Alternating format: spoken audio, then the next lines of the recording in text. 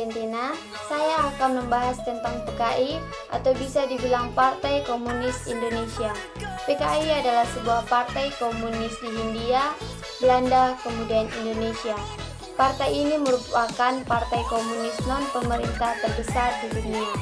Sebelum dibubarkan dengan kekerasan pada tahun 1965, partai ini memiliki 2 juta anggota pada pemilu tahun 1955 dengan 16% suara nasional dan hampir 30% suara di Jawa Timur. Selama sebagian besar periode setelah kemerdekaan Indonesia hingga pemberantasan PKI pada tahun 1965, PKI merupakan partai resmi yang sekarang beroperasi secara terbuka di negara ini. Sekarang saya akan membahas sedikit peristiwa medium 1948 yang ada di artikel utama. Peristiwa medium setelah penandatanganan perjanjian Repilly pada tahun 1948, hasil kesepakatan perundingan Repilly dianggap menguntungkan posisi Belanda.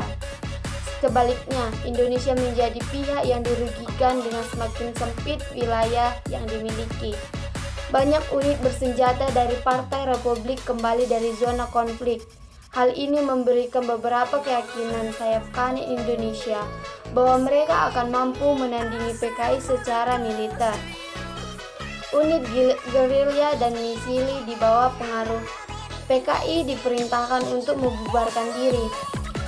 Di medium, kelompok militer PKI menolak pergi bersama dengan peluncuran senjata para anggota yang dibunuh pada bulan September tahun yang lalu.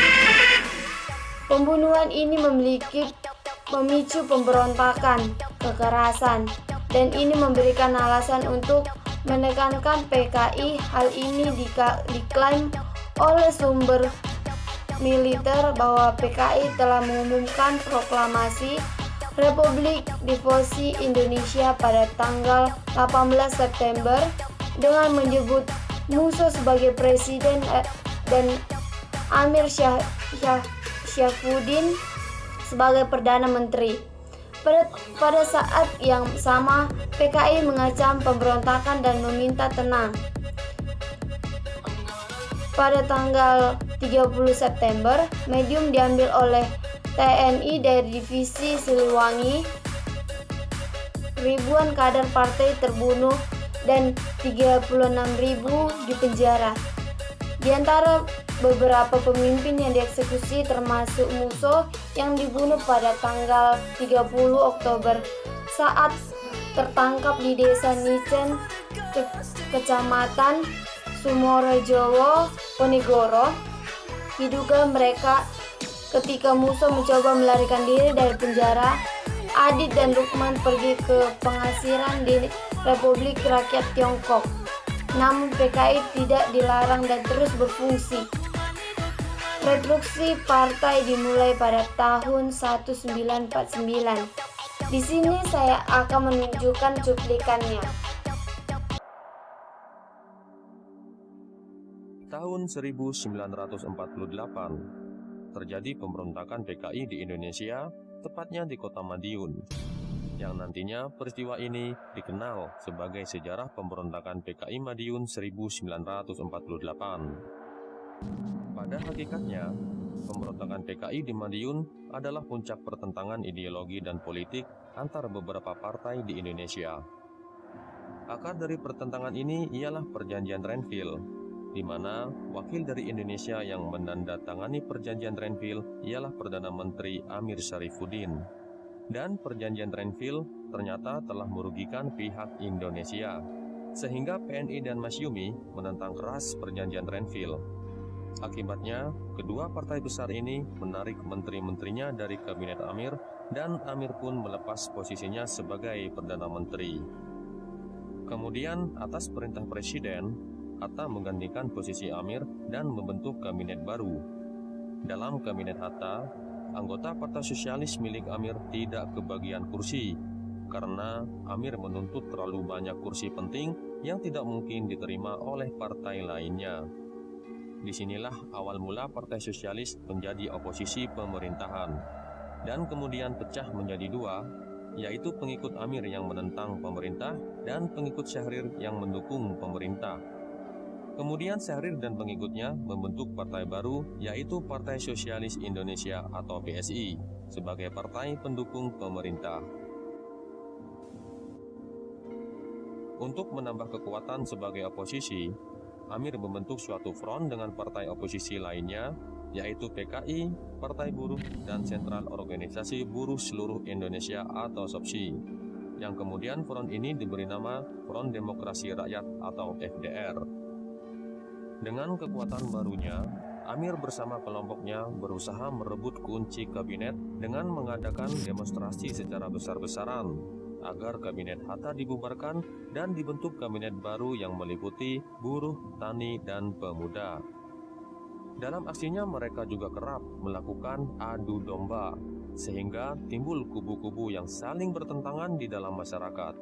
Bahkan mereka juga memprovokasi para buruh agar melakukan pemogokan kerja seperti yang terjadi di perkebunan Delangu. Sedangkan di pihak pemerintah, walau berada dalam tekanan, Kabinet Hatta terus melakukan program pemerintahan. Salah satu program pemerintahan ialah program rekonstruksi rasionalisasi atau program RERA.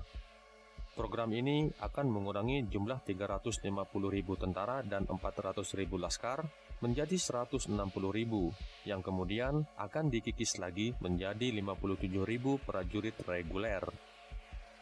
Program RERA mendapat banyak protes dari berbagai pihak yang dirugikan, termasuk FDR.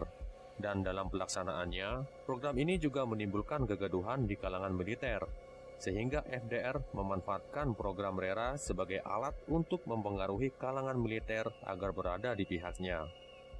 Banyak kalangan militer yang terpengaruh oleh FDR, terutama dari kalangan divisi penembahan Senopati. Di saat kondisi politik Indonesia yang semakin panas, datang pula Musso yang sudah hampir 23 tahun berada di Rusia. Di Indonesia dengan cepat Musso menarik simpati kaum komunis dan membawa politik jalan baru pada gerakan komunis Indonesia.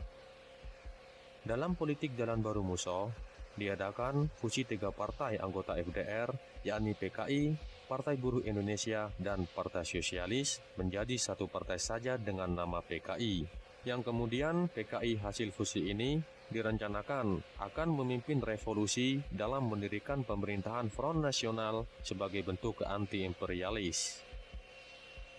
Tanggal 30 Agustus 1948, Musso diangkat menjadi ketua PKI dan pada tanggal 9 September 1948, PKI Musso mengirim surat kepada Masyumi dan PNI untuk melakukan perundingan tentang usulan pembentukan Komite Front Nasional.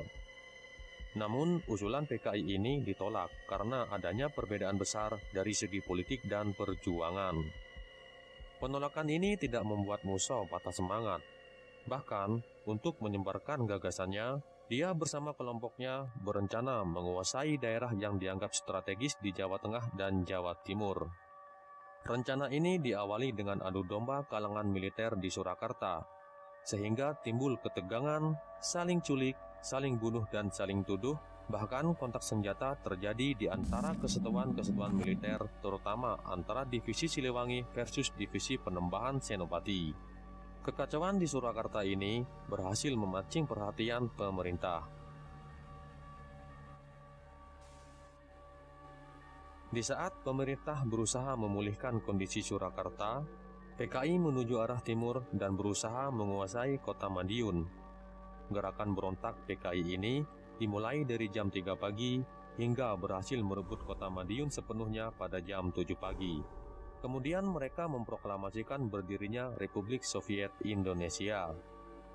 Pemberontakan PKI di Madiun bukan terjadi karena kebetulan atau karena adanya peluang, melainkan pemberontakan ini sudah direncanakan jauh sebelumnya. Seperti aksi demo besar-besaran, pemogokan buruh, serta perseteruan militer di Surakarta merupakan suatu rangkaian gerakan awal PKI sebelum melakukan pemberontakan di Madiun. Mereka menggunakan Surakarta atau Solo sebagai Wild West atau daerah kacau agar perhatian pemerintah tertuju ke sana. Sedangkan Madiun mereka jadikan sebagai daerah gerilya sektor yang kuat atau pangkalan untuk merebut kekuasaan seluruh Indonesia.